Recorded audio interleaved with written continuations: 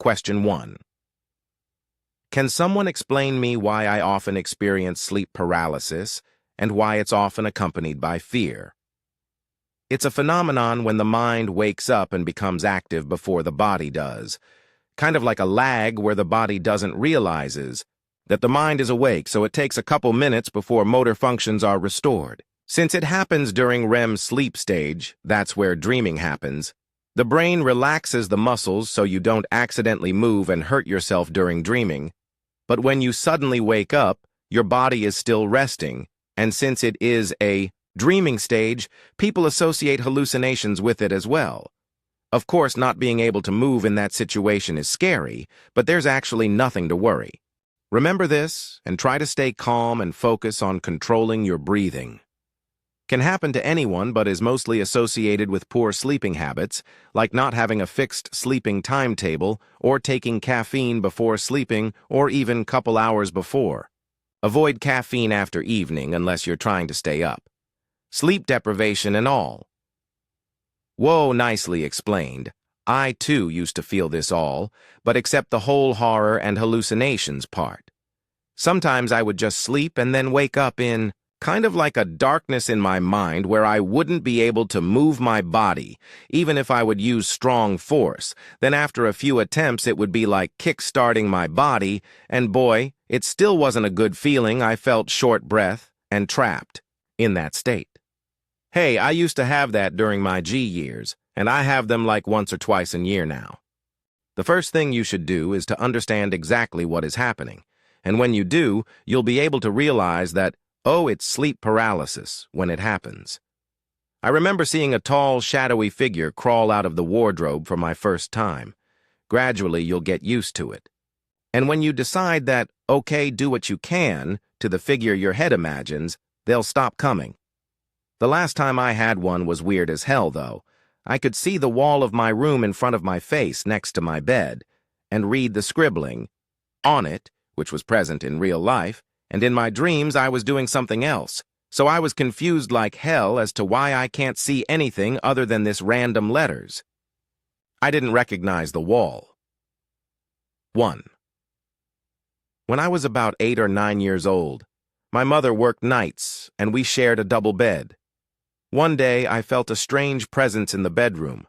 I had my eyes closed, and when I opened them, I saw hands wrapped around the bed from underneath. The hands were made of blood, bone, and hanging skin, and they tried to climb up the bed. I turned away, and there was a white shadow lying next to me. I managed, after a long time, to get up and run to my grandmother's room. She didn't dare. Come back to the bedroom with me. Question 2. Can you give us a real scary story that happened to you? 2. So this was around 2010. The internet was new to me, and video calls were the shit among my friends during those days. One day, one of my friends called me on Skype and we spoke about stupid things that I can't even remember. Suddenly, my friend froze for a second, but the video wasn't interrupted. After some seconds, he asked, "Who's the person behind you?" I didn't turn to look because I thought that he was playing a lame-ass prank on me, but I asked him to describe the person, and he said that it was a boy of around 10-12 years wearing a red t-shirt. He kept on asking me to look behind me, and I finally did. However, as expected, there was no one there. It has been almost 10 years, and he still maintains that there was someone behind me. After a few days, I started feeling uneasy around the table that my computer was on. I would feel something rubbing my foot from beneath the table, but I thought of rats and tangled wires as the explanation for it. After a few weeks, my mother said that she had been noticing stuff move in the kitchen by themselves. I didn't believe her until one day I saw a glass move by itself. It was clinking like something was stuck inside it while it was upside down. However, I didn't think of it much. After some days, I started to see some women in white around my bed at around 2 a.m. It could have been sleep paralysis. Once, my Bua aunt told me that something had also touched her feet beneath the computer table. Finally, my grandmother decided to cleanse the house, and I haven't noticed anything suspicious since then. I am not superstitious, but I saw what I saw. 3. I was sitting in my living room one day and I heard something fall in the kitchen. I have an open floor plan, so I knew my cat wasn't there. I walked over and saw a cup that had just fallen on the floor for no reason. It didn't shake me too much. I just picked it up and put it back on the counter. That evening, I was again in the living room when a painting just fell off the wall. The nail was still firmly in the wall, and none of the other things hung on the wall fell, just that one. I was a bit freaked out at this point, so I said out loud, "You're scaring me. If you are trying to contact me, please do it another way." And nothing else weird happened. 4. My cat is a psychic. One night she woke me up by climbing onto my chest with one of my favorite necklaces, a gold chain that my best friend gave me for my sweet 16, dangling from her mouth. Confused, I scolded her for taking the necklace, put it back on my dresser, and went back to sleep. The next morning, my best friend called me to tell me she had been robbed. She'd come home before the burglar had a chance to steal anything except a gold necklace. I told her about my cat's odd behavior, and we were both spooked. Another night, I was getting ready to go to sleep and I couldn't find my cat. I looked all around and eventually found my cat sitting stiffly on a box in the garage. She was hissing, her fur standing straight up. I tried to bring her to bed with me. She generally sleeps next to me, but she scratched me when I tried to pick her up. She never scratches me. I gave up and went to bed. Later in the night, I woke up when I heard the garage door open. I ran downstairs, freaking out. The garage door was closed and there were no intruders. My cat was still there, hissing. There was no way she could have accidentally opened the garage because the button to open it didn't work, so I could only open it from inside the car. It's like she knew what would happen and was protecting me. 5. I was visiting a friend in Sweden who is a medium and has things happen to her all the time, especially at home. Towards the end of my stay, my air mattress was getting a little deflated, so when my weight was on it, it would really dip down. Just as I was dozing off, I felt the edge of the bed dip down like someone was sitting on it. Then it felt like they laid down to spoon me, draped an arm over me, and leaned over, almost like they were going to give me a kiss goodnight. I sat up so fast, turned the light on, and saw the door was shut and no one in the room. 6. I've always felt that something has followed me from each place I've lived. Just weird little experiences. One night, I was home alone in middle school, upstairs in my room when the power went out. In short, the power went out, and I decided to sit on my bed and wait it out. When a couple minutes passed and nothing happened, I got up to go downstairs, and when I got to my doorway, I heard a loud scratching, like claws, going across the wall of the small office that was right across from my bedroom. We didn't have trees around the house, so nothing could have made noises by brushing up against the house, and never an issue with rodents. Before that, when I would have friends stay over, we would sleep downstairs so we could watch cable on the TV, and I remember one time where we just sat and listened to footsteps walking around upstairs.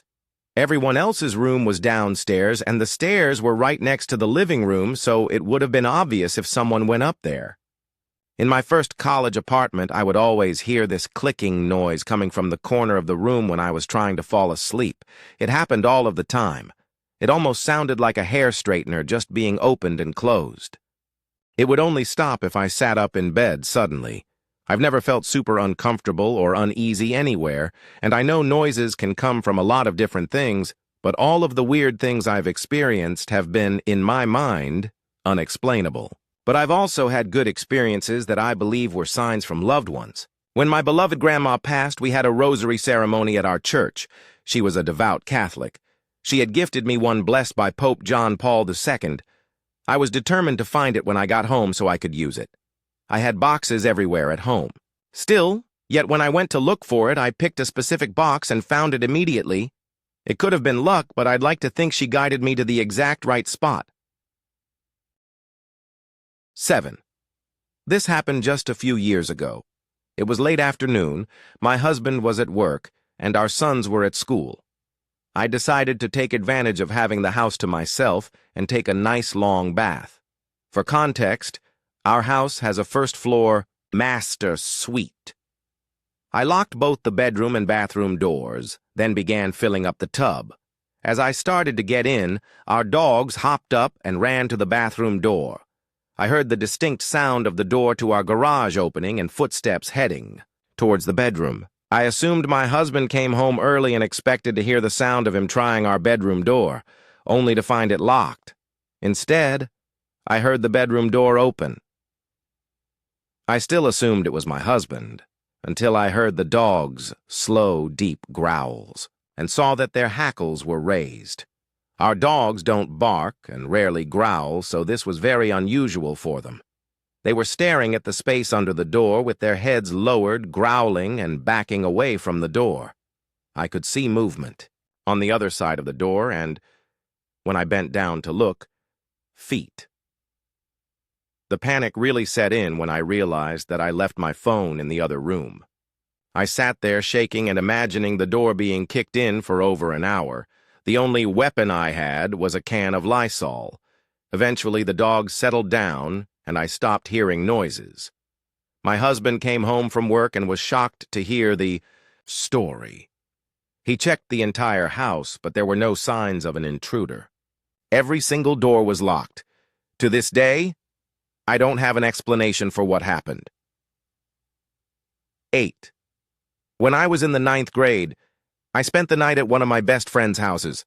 I knew she had a lot of family in the neighborhood, so seeing family in her house was normal. We went to sleep, and it was just like any other night. When I woke the next morning, I saw something, or rather someone, in her closet, which was directly in front of her bed. There was a man looking at me through her hanging clothes. He smiled. I figured it was just another one of her family members, perhaps playing a prank. So I just laid down and fell back asleep. We woke up for breakfast, and I told her and her dad about the man in the closet. He said no relatives had been over, and definitely not a man. Truthfully, they didn't seem too concerned about it, but I can still to this day picture that man smiling at me. I didn't do sleepovers again after that. 9. When I was 8 years old, we lived in the middle of nowhere, literally. The closest actual town was a 30-minute ride away. I was sitting outside when all of a sudden our guard dog started barking like crazy. I was out alone pretty late at night, so I figured it was probably a fox or something at first. But something about his bark was off. He had his tail between his legs and was barking aggressively. When I looked over at the road, I saw what I thought was a dog. Only it was not a regular dog. It had very distinct human features and no fur at all. It moved on 4 legs, but like a human pretending to walk like an animal, the backside being higher up than its head. I stared at it for a while, and it stared right back. Its eyes were very human and front-facing. It was creepy. Then it took off at a speed that was way too fast for a human to be moving, especially on all 4s. I still have nightmares about this encounter. I don't know what it could have been. There are 0 animals that I know of that look like that. I'm still a bit scared to go into the woods now. 10. When I was little, every night when the lights were turned off and I went to sleep, 2 dark forms would descend from the ceiling near the doorway into my room. They walked quietly up to my bed, and one stood on each side of my headboard, looking at me. I would cover my head with the blanket until one day I had the courage to tell my mother. She put a lamp in my room and told me to pray and ask them to leave. I sleep with a lamp on all night to this day. 11. I work in an old building that was built in 1929. The space was closed for at least 20 years before we moved in because the previous owner had killed his wife, and then himself. We moved in 2 months ago, and almost every day at exactly 12:08 p.m. The bell for the front door rings, but there's never anyone there. We've looked at the security recordings and everything, and there's never anyone there. The other day, I was alone in the office late in the evening. I was on my way out, so I turned off all the lights, closed the windows, and activated the alarm. When I turned to close the door, the kitchen light was on, even though I had just turned it off. Another time, I arrived in the morning and the light in the main room turned itself off. I even heard the sound of the switch flipping. The last straw was when I saw someone else's face next to mine in the reflection of my computer screen. There was no one there when I turned around.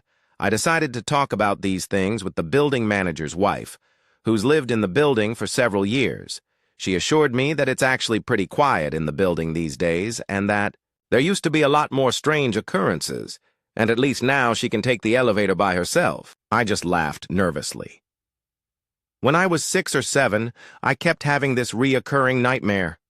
It would start as a normal dream, and then whoever I was with, normally my parent or friends, would walk away, leaving me alone. A lot of what happened in the nightmares is fuzzy, but I remember this part very vividly.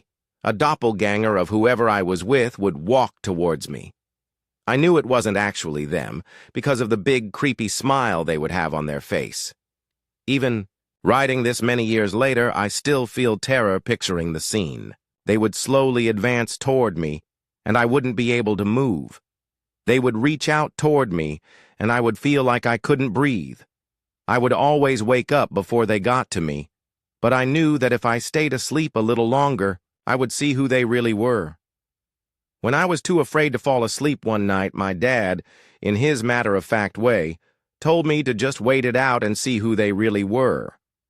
When I had the dream a couple days later, I didn't try to wake myself up like usual. I just waited to see who they were. I didn't resist, just let them reach towards me. I don't remember this next part, but both of my parents told me the story later when I was older. They both woke up at the same time around 1 in the morning, with the urgent feeling they needed to check on me.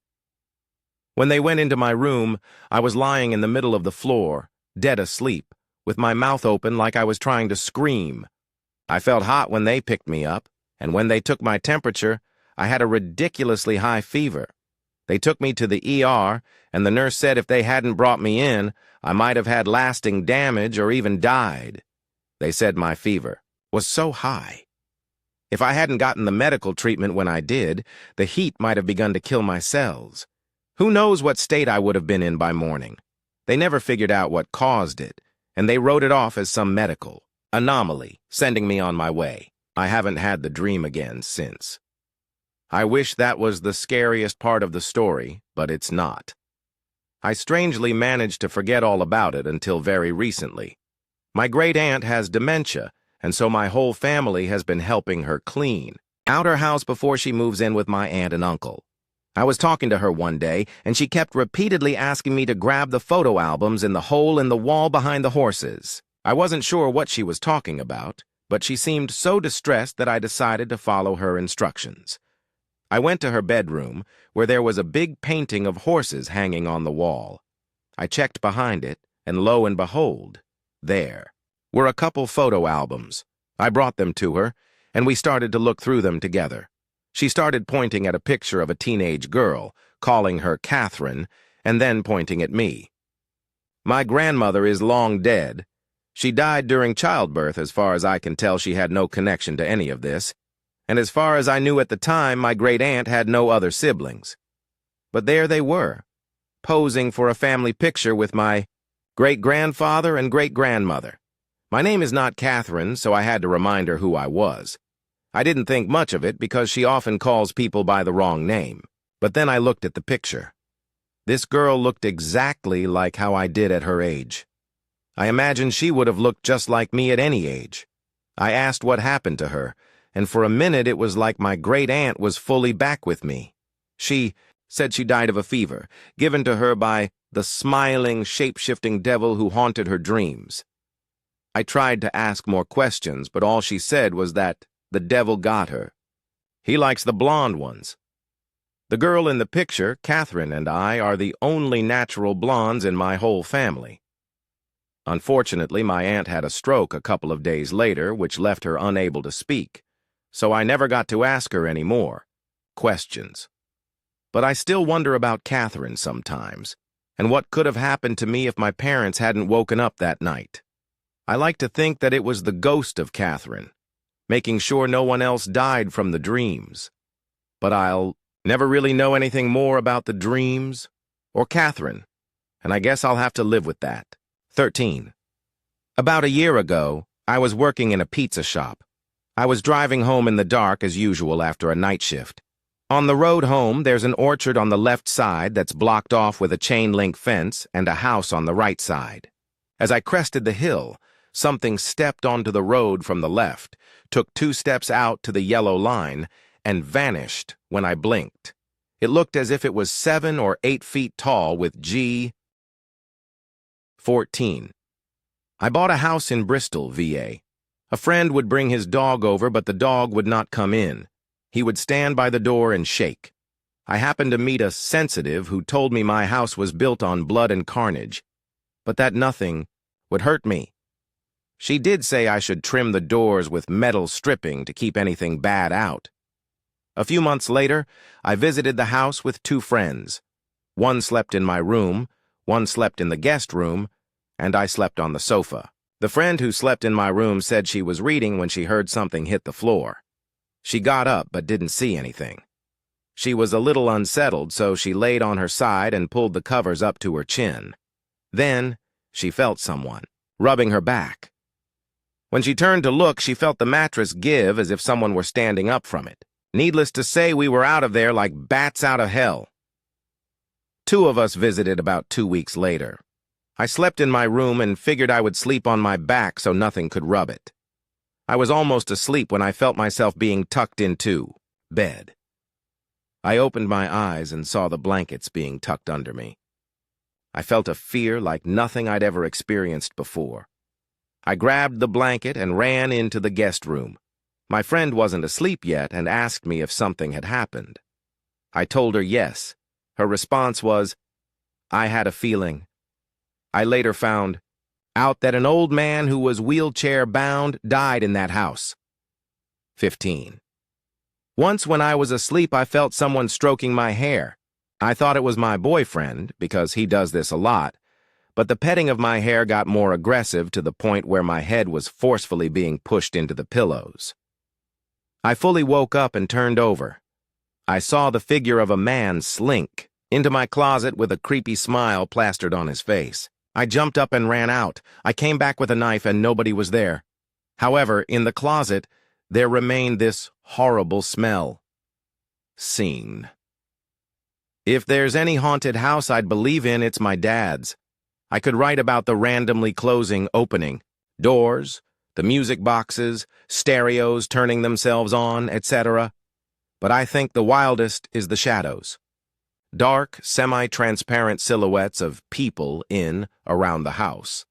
After moving back in with my dad when I turned 19, I had some very intense experiences. One that I hope, to this day, was simply sleep paralysis. One day I woke up around 3 a.m., as it always seems to be for this stuff, to the sound of metal clanging in the front yard. So of course I got up to go look and noticed 2 problems when I got to the living room. 1, the blinds were completely open. We keep them closed. And 2, there was one of those shadows I used to see. I stood there for a minute, thinking I was still half asleep, and waiting for it to go away after I blinked. But it didn't go away, which creeped me out even more. I felt like it was watching me the whole time, too. So I said nope, and went back to bed and tried not to think about it. A couple of days later, I fell asleep playing some games. Again, around 3 a.m., I woke up. This time, though, I couldn't breathe, move, or scream, and it felt like I was being held down. There was this feeling that started from my feet that felt as though I was being swallowed up, pulled away. It wasn't until that feeling got up to my throat that it all went away. I got up and ran to my room. Sleep paralysis, right? Had to be. Except later I was talking to my mom about why I was always awake past 3 a.m., and I mentioned that the house was creepy. She stopped and asked me if I'd ever seen any shadows. She then described on her own not only the ones I saw as a kid, but also the one I had just seen. I haven't slept in that room ever again. 17. Once, when my family and I went on a trip, our car broke down in the middle of nowhere. There was only forest on either side of the road and no signs of civilization for miles ahead. My mom and I stayed in the car while my dad went to investigate what was wrong, and that's when I began to sweat and have full-on chills. Moments after my dad got back in the car, I saw a sinister-looking black figure outside my window just staring at me. And then we drove off. 18, don't forget to lock your room. I've heard this story once, which I'm not sure if it's real or not, but it gives me the creeps whenever I remember it. There was this young woman, let's call her Amy, who was on dating apps, trying to find the suitable partner for her. One day she met a dude, let's call him Aaron. Aaron invites her for the first date. She accepts, so they meet one day, and Amy has the most amazing time of her life. Aaron is just so attentive, so calm, so respectful. He has so much things that she thought men nowadays lacked. The date went super well, and he drove her to her house, escorted her to her apartment door, and he didn't try anything weird. He gave her a cheek kiss and left. An hour later, Amy receives a call from Aaron. He tells her that he really needs her help. Apparently his roommate went out of town and he locked the apartment, and Aaron forgot to take his keys with him, so he has to wait for him until he comes. Back in the morning, he asks her nicely if she can let him sleep on the couch.